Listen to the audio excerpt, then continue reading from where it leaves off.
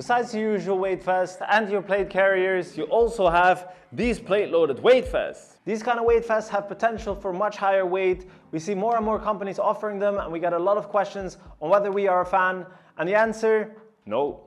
So let me explain. First of all, what's unique about a plate-loaded weight vest like this one is that you can go very high up in weights when it comes to the exercise.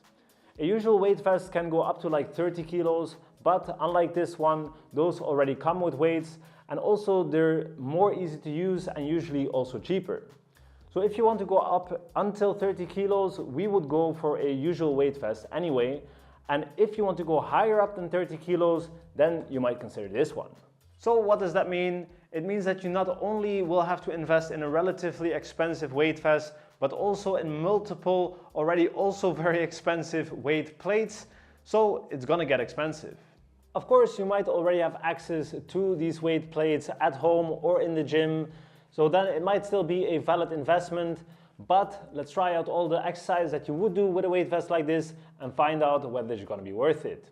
So if you want to load this weight vest up to a very heavy weight, then you need heavy plates, and our heaviest plate is 20 kilos, but we can't use it because the hole is too small. But over here, these 5 kilo weights, they do fit.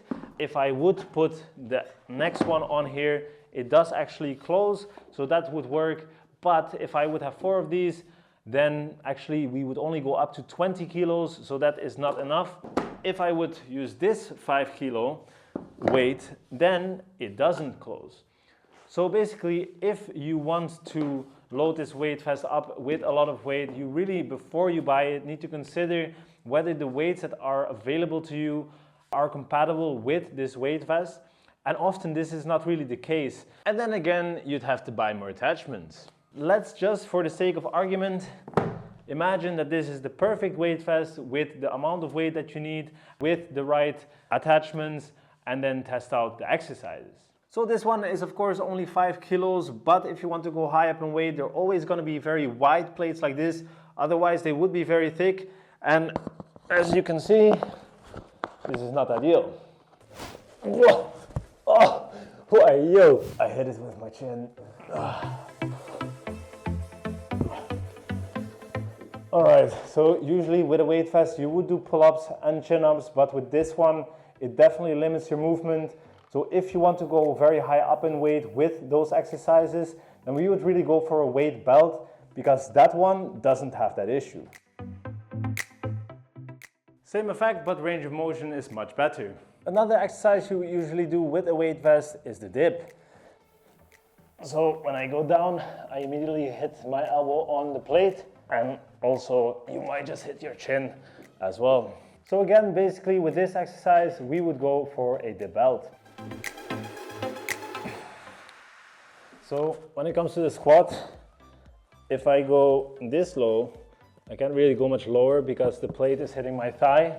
So that's not really ideal. And if I want to go higher up in weight, actually I think it becomes quite unsafe, because if I do with 100 kilos, for instance, and I fail the squat and I can't get up anymore, what should I do? Should I just like fall backwards or forwards? I don't know. It will be quite painful, I think. So when it comes to the squat, I would go for front squats or back squats with a barbell in the gym, because it just has much more range of motion, plus it is more safe. So the lunges are actually not too bad, because of course your knee will be hitting the floor before you hit the weight with your thighs.